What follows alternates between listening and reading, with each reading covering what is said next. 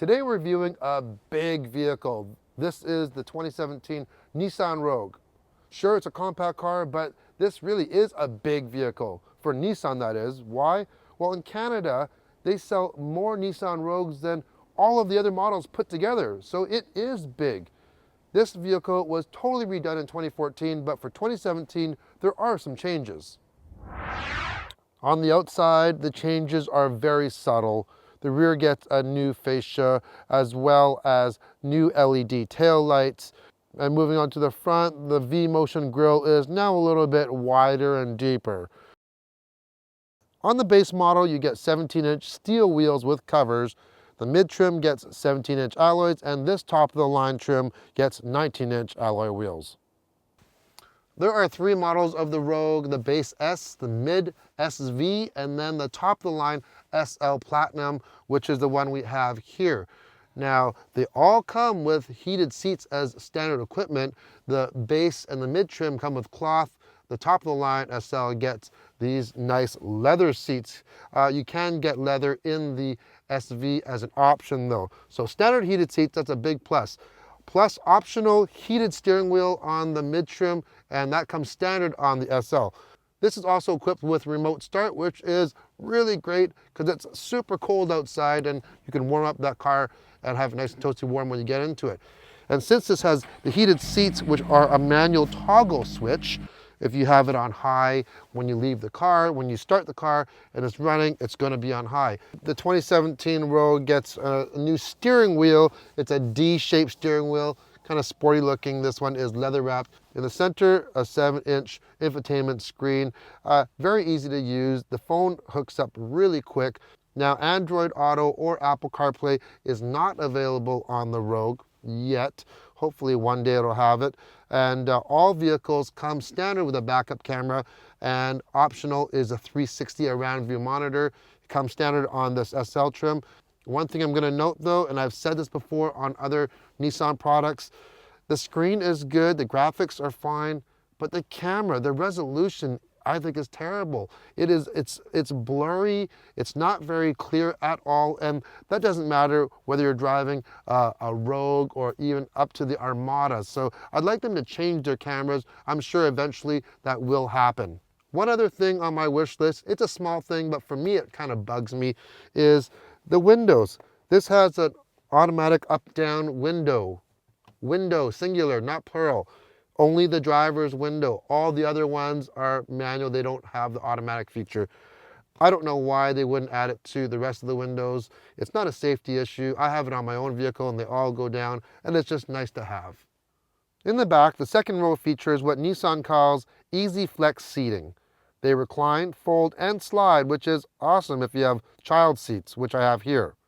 So you get more leg room and they're easier to install. You don't have to climb in the back to attach that rear hook. If you don't have any car seats or anyone back there, you can move the seats forward to increase your rear cargo capacity. The mid-trim SV can also be optioned with a third row bench seat. I don't know why anyone would need a third row on a vehicle in this class. It would be so small. If you're really thinking about it, maybe you should buy a Pathfinder. Just like some other manufacturers, the Rogue now has a motion-activated power tailgate. You just kind of wave your foot underneath that rear bumper and the power lift gate opens. You do the same for it to close. Really handy when you have your hands full, whether they're groceries, a stroller, you name it. Now, speaking of strollers, I have been using this Rogue for everyday use, and it has our double full-size stroller in here. So these are the seats here. This stroller is quite large and heavy, but I want to give you an idea how much room you get in the back of the Rogue. So that pretty well takes up most of the room. You do have a sliding cargo cover, but one other thing that this Rogue has is what they call divide and hide. So this floor here is like a false floor.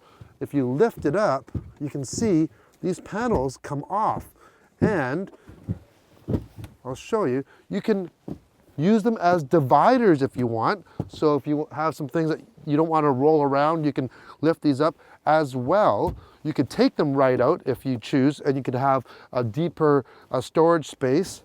You can put them lower like that, and this one you can raise right to the top.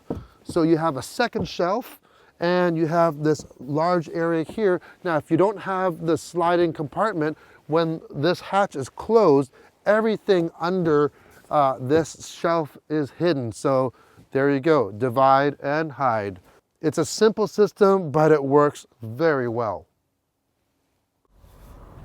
There is only one powertrain available for all three trim levels of the Rogue, and that's a 2.5 liter four-cylinder, puts out 170 horsepower and 175 foot-pounds of torque. Now that's matched to only one available transmission, and that's a CVT, or a continuously variable transmission. Normally, I'm not a huge fan of CVTs, but the good thing is that Nissan makes one of the best ones out there. They have like pre-programmed shift points to emulate a regular or a more conventional transmission, and it does a very good job at it. It even has a manual shift mode on the shifter. You go to the left-hand side, and now you can kind of drive it like a standard or a manual transmission. But in regular automatic, it does feel a little bit more conventional than some of the CVTs out there. It still does have that whine though. If you really step on it, it seems like the engine kind of revs up, and then the transmission has to race to catch up with it. But like I said, it's not as bad as some of the other ones. The base S and the mid trim come in a front wheel drive configuration, when the top SL Platinum we have is all-wheel drive. You can get all-wheel drive as an option though on the SV. Also, this top trim gets the entire Nissan Safety Shield system, so that gives you your automatic or radar cruise control. You have blind spot monitoring, lane keep assist. As well, for 2017, you can get pedestrian and moving object detection as well. Now, these all come standard on the top trim, but not the lower trims. If you go for the SV, which is the mid trim, you can get some of these as options. Now, which one do you get? The S, the SV, or this top of the line? S starts at $25,000, which is a very good starting price. Then you get the SV, which is the mid trim, and I think it's going to be the volume seller, because for only $2,500 more, you get alloy wheels, you get the intelligent key with a push button start, meaning you don't have to take your key out or anything like that. You get a power driver's seat, and you get the option to add on a lot of those other features the top of the line one gets. So you can make it as simple or as fancy as you want. And that goes for about $27,600. And then if you want to go for the top dog, you go for the SL Platinum, and that's about $36,000. But you really do get everything. All of the safety and advanced safety features, the leather interior, dual power seats, you get it all. The new Rogue is also quieter. They've used different materials in the liners, things like that, and a thicker rear glass. And overall, it gives you about a 10% decrease in noise. So we are cruising at 90 kilometers an hour. There's quite a bit of traffic around us, and I'll let you hear how quiet it is. It's very, very quiet. I don't normally talk about sun visors on a car, but the one on the Rogue is really long. It's really wide, or however you want to call it. It's pretty good. The Rogue is a proven winner for Nissan, and I think it's going to continue to be for them as well. If you're in the market for a compact SUV that's really not that compact, this thing has a lot of room. It has a lot of functionality, safety, all-wheel drive, all at a good price. This one should definitely be on your list. If you liked the video, hit the thumbs up, and if you want to see more everyday reviews, hit the subscribe button. Thanks for watching.